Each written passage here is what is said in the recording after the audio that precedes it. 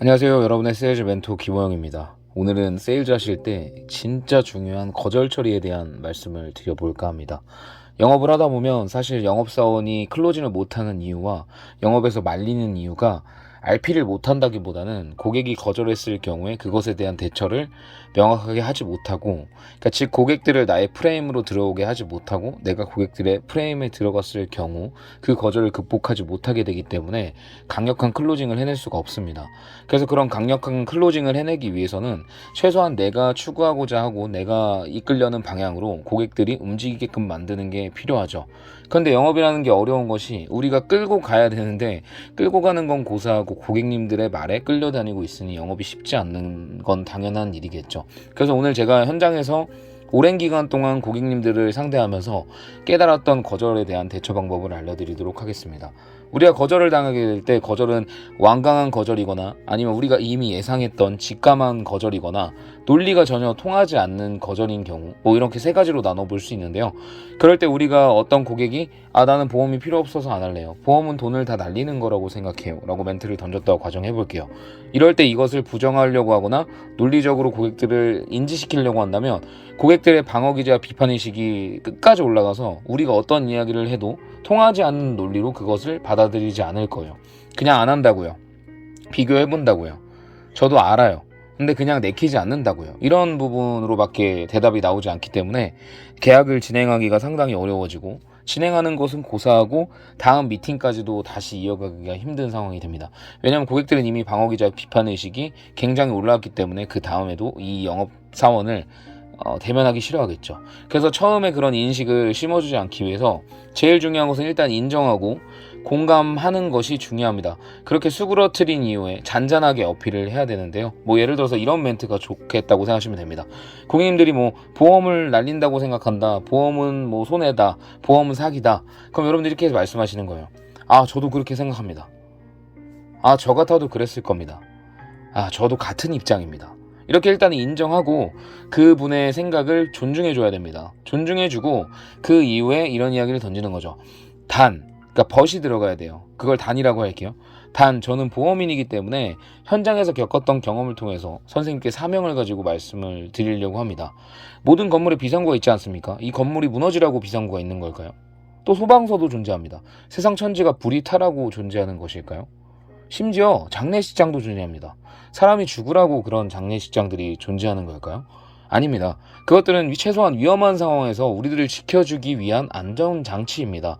선생님께서 지금 이 보험이 손해보는 금액이라고 생각하시는 부분, 저 충분히 공감하고 저도 이해합니다. 저도 만약에 보험을 하지 않았다면 선생님처럼 보험이 단순히 매월 불입되는 그냥 손해보는 금액이라고 생각했을 거예요.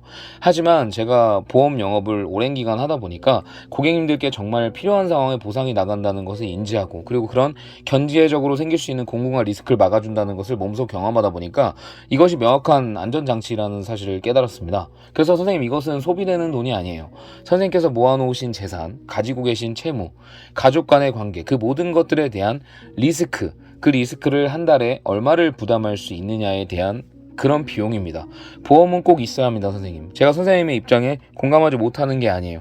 저는 정말 지극히 공감하고 저 또한 그런 생각을 했던 사람이지만, 제가 현업을 뛰고 있는 종사자, 특히나 오랜 기간 동안 사명을 가지고 하고 있는 종사자로서 이 상황을 알면서도 넘어간다는 것은 제가 어떻게 나중에 계속 관계를 맺어가는 보험인과 고객 간의 관계로서 떳떳하게 병문안을 찾아갈 수 있겠습니까? 그래서 제가 말씀드리는 부분을 선생님께서 저도 충분히 공감하는 부분이니까 제가 이해 못한다고 생각하지 마시고, 제가 그만큼 필요하기 때문에 이렇게 말씀드린다는 사실을 아셨으면 좋을 것 같아요. 그리고 선생님께서 보험이 지금까지도 가입되어 있지 않거나 잘못되어 있는 경우는 누군가 선생님께서 지레짐작하는 거죠. 거절하실까봐 겁먹어서 접근을 안 한다든지, 아니면은 거절당했을 때 한 번만 제안하고 속수무책으로 돌아선다든지 이런 경우일 겁니다. 하지만 저는 선생님께서 제 말을 이해하지 못하시고 받아들이지 못하신다면 저는 계속 말씀드릴 거예요. 왜냐하면 이 계약을 하냐 안 하냐의 문제가 아니라 선생님의 보장이 명확하게 되게 다시 재정립을 시키냐 안 시키냐의 부분인 것이죠. 가령 이런 식으로 RP를 할 수도 있는 것입니다. 그래서 여러분들께서 거절 처리를 당했을 때 그 거절 처리에 대한 내용들을 늘 정리를 해놓으세요. 한 3개 정도의 대안을 정리해 놓고 그거를 매일 스터디를 하는 거예요. 그렇다 보면은 이 거절이라는 것이 나를 무너뜨리기 위해, 나를 뭐 일을 그만두기 위해 만드는 어떤 안 좋은 시련이 아니라 우리의 세일즈 역량을 향상시켜 줄 수 있는 굉장히 좋은 기회라는 사실을 알게 되실 거예요. 정말 꼭 해보십시오. 꼭 해서 거절에 대한 대처 능력을 많이 기르시고요. 세일즈는 거절이 당연한 거고요. 그 거절을 극복해 나가는 겁니다. 거절에 대한 극복 능력은 거절을 많이 당하면 생기고요. 근데 그냥 생기는 것이 아니라 그것을 어떻게 대처할 수 있는지 솔루션을 스스로 돌아보고 피드백할 때, 그때 생깁니다. 여러분들께서 거절을 당하셨을 때 그것을 바로 부정하고 논리적으로 입증시키려고 하지 마시고 인정하고 나도 똑같은 생각을 가졌다는 사람이라는 것을 통해서 고객님들과 어떤 방어기제와 비판의식을 제거한 다음에 이라는 문구로 여러분들의 의견을 확실하게 피력해서 무조건 클로징을 하시는 분들이 되셨으면 좋겠습니다.